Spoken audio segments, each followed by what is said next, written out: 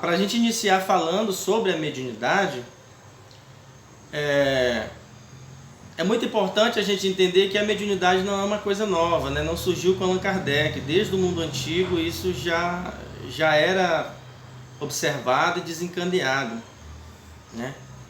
Inclusive naquele livro Dharma eu até expliquei um pouco, né, de umas pistas que no Antigo Testamento é somente em 3 tipos de pessoas que o espírito aclopava, né?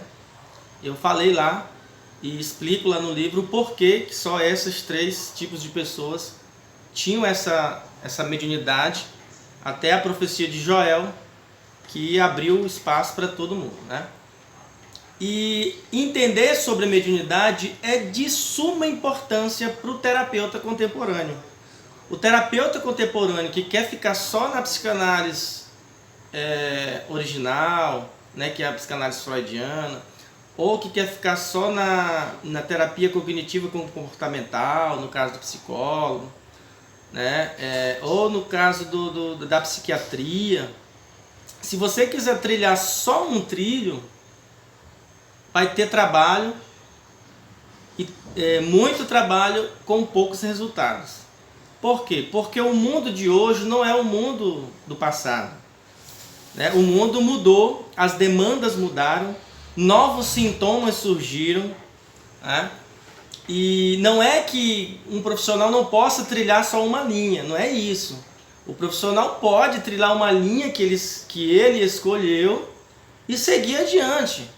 O que eu estou dizendo é que se a gente quer se enquadrar no mundo que a gente está vivendo agora, nesse novo momento, com novas demandas, com novos tipos de neuroses sendo potencializadas, e com essa abertura da mediunidade, do renascimento da espiritualidade, como eu falei com vocês no curso anterior, né, que nós estamos vivendo esse renascimento da espiritualidade.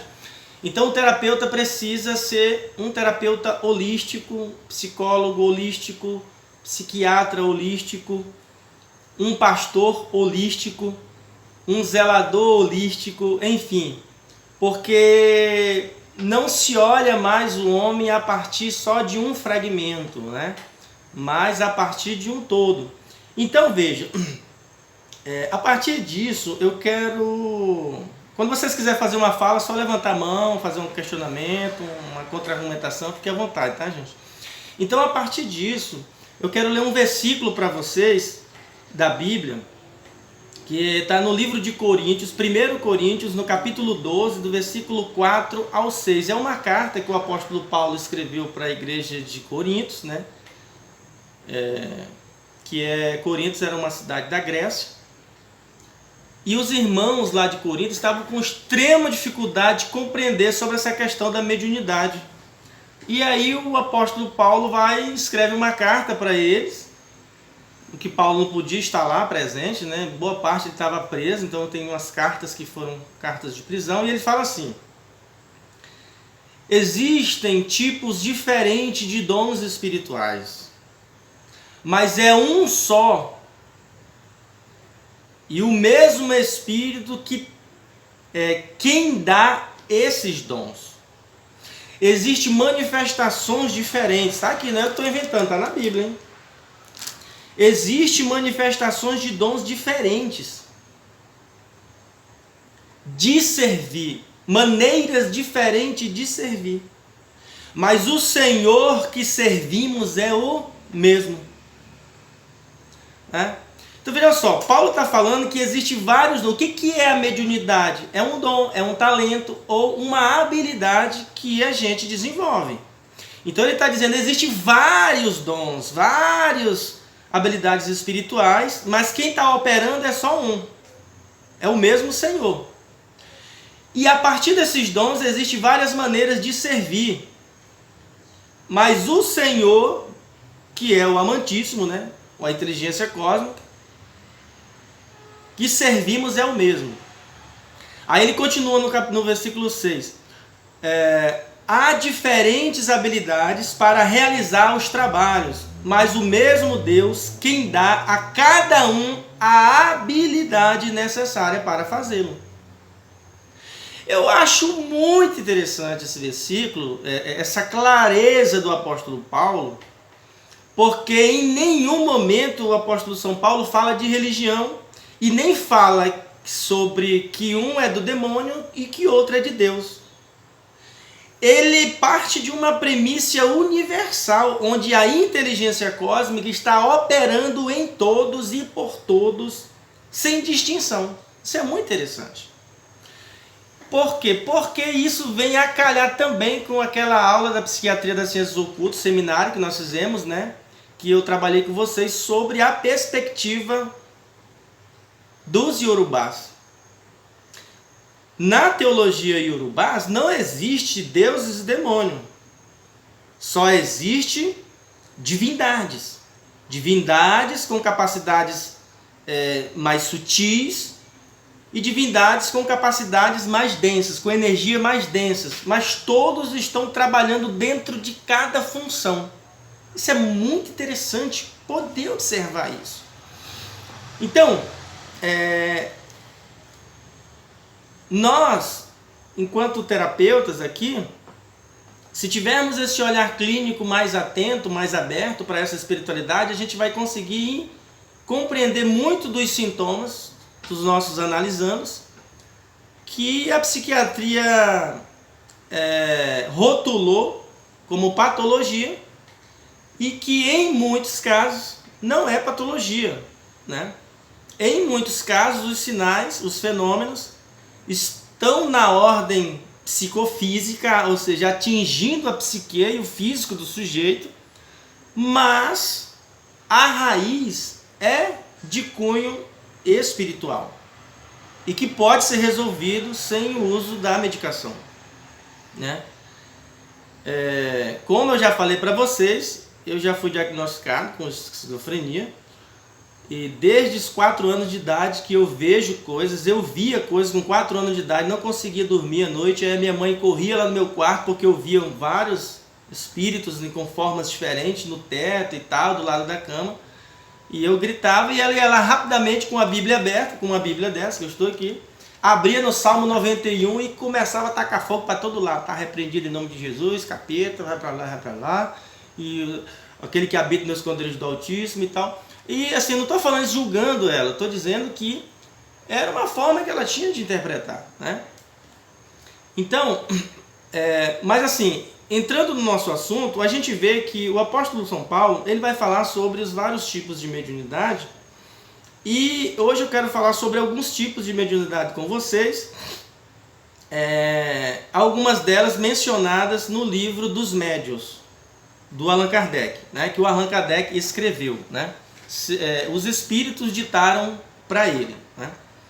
Então, o livro dos médiuns, eles vai apresentar vários tipos de dons, né? Ou tipos de mediunidade que vai ser desenvolvido em cada sujeito dependendo do tipo de configuração. Isso é muito importante, né? Nós vamos falar também nesse curso sobre aquelas pessoas que tem uma dificuldade, que não consegue ver nada, não consegue sentir direito, não consegue ter uma experiência extrafísica. Tudo isso tem uma explicação. Até porque nesse seminário nós já vamos começar iniciando também fazendo alguns exercícios, né?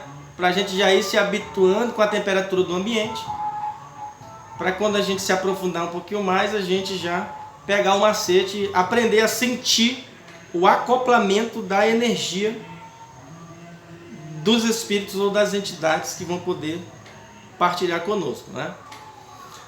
Mas cada sujeito tem uma configuração, vem com uma configuração particular, né, para desenvolver. Então vejam só, eu quero iniciar falando com vocês hoje, e à medida que eu for discorrendo, vocês podem pedir uma pausa para fazer uma fala, questionar, perguntar, acrescentar, como também ir se percebendo em que tipo de mediunidade você acha que se enquadra. Porque a partir desse enquadramento, dessa sensibilidade, daquilo que nós vamos trabalhar, é onde nós vamos desenvolver em você, né? Às vezes não é só um tipo de mediunidade, às vezes a pessoa tem 2, 3, né? Dependendo da capacidade que a pessoa pode suportar, como disse o sábio Jacques Lacan, aos seus 80 anos, né? Ele disse que cada um desenvolve a sua espiritualidade intelectual de acordo com a verdade que é capaz de suportar. Então veja, a primeira mediunidade que nós vamos trabalhar hoje é a mediunidade de transporte. Existe mais, mas dentro da mediunidade de transporte, nós vamos falar hoje, vamos começar pelo básico. Existem 3 tipos básicos de mediunidade de transporte. Então vejam só, dentro do espiritismo kardecista, essa mediunidade de transporte também é conhecida, essa é a primeira percepção, chamada de desdobramento, né? Que é quando o sujeito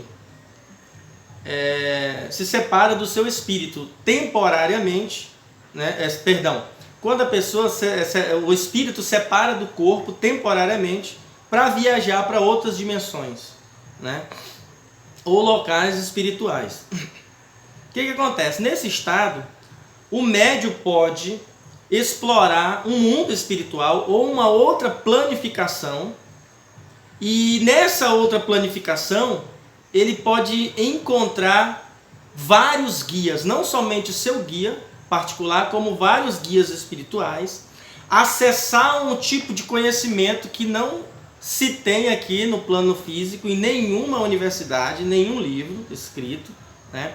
Além de visitar outras pessoas na mesma faixa astral. Esse desdobramento é a saída do espírito do corpo, né? Que a gente também chama de viagem astral, né? Ou projeção. Então, nessa projeção, além de você encontrar com os guias, com professores espirituais, obter um conhecimento extrafísico, né, ou metafísico para trazer para o nosso mundo físico, você também pode encontrar pessoas que estão desencarnadas e pessoas que estão encarnadas juntamente com você aqui, mas que está na mesma faixa astral naquele momento. Então, se naquele momento você está deslocado, você está em transporte em outro plano e a pessoa também está, vocês podem se encontrar. Ou vocês podem se encontrar, ou você pode ir visitar essa pessoa em algum lugar. Como você pode também receber a visita dessa pessoa, né? Então, quando você... E isso pode acontecer de 2 formas, viu? Às vezes as pessoas acham que você só pode acontecer se você estiver dormindo. Não. O corpo pode estar dormindo e você se deslocar de forma consciente, você vai lembrar de tudo que aconteceu quando voltar. E pode acontecer você estando em estado de vigília, você entra em transe, faz os deslocamentos acordado e você pode estar em 2 mundos ao mesmo tempo. Você entra no astral e está aqui no físico.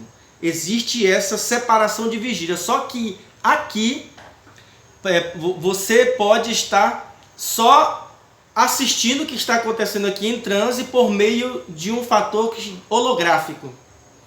Ou pode acontecer de você estar acoplado aqui, o espírito aqui, mas haver um holograma em outro lugar onde você quer ir. Pode acontecer isso. Esse estado é chamado de bilocação, que é uma capacidade de você estar em 2 lugares ao mesmo tempo. Olha como isso é sutil, tecnológico, tecnologia de ponta, né? Sofisticado. E claro que exige um treinamento para isso.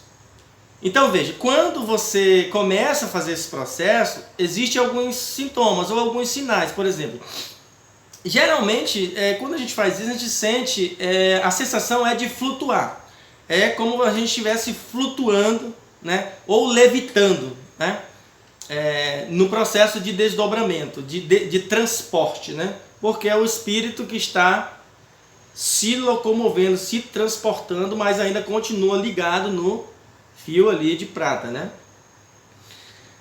E outra coisa interessante é que quando você está fazendo esse transporte, você tem uma visão detalhada de tudo que está acontecendo. Você consegue enxergar todo o ambiente. Porque assim, quando a gente está acoplado nesse corpo, a nossa visão ela é reduzida, é uma visão de dentro para fora. É o espírito preso olhando pela janela dos olhos, né? E pelos captando as impressões, o ego vai captar as impressões para transmitir para o espírito a partir dos nossos 5 sentidos. Mas é um olhar muito reduzido, porque é só aquilo que o ego, nossa parte sensorial, consegue captar. É de dentro para fora, porque o espírito está aprisionado na matéria. Mas quando há o transporte ou o desdobramento, você sai, agora é um olhar de fora para dentro.